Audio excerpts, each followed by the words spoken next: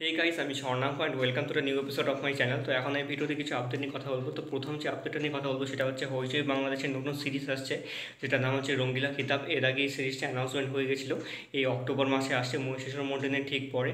এবং এই সিরিজটা হইচই বাংলাদেশের অনেক দিন পরে একটা কাজ আসছে, বেশ কিছুদিন পরে। সিরিজটায় পরিমণি এবং মোস্তাফিজুর নূর ইমরান লিড রোলে রয়েছেন।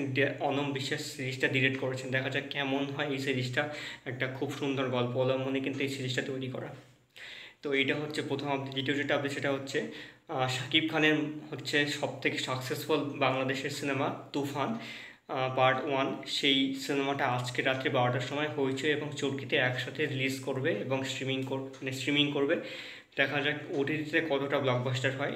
বাংলাদেশের সিনেমাটা ব্লকবাস্টার অবশ্যই হয়েছে এবং বেশ কয়েকটি দেশেও কিছু কিছুভাবে হিটও হয়েছে। এটা ছিল হচ্ছে দ্বিতীয় আপডেট।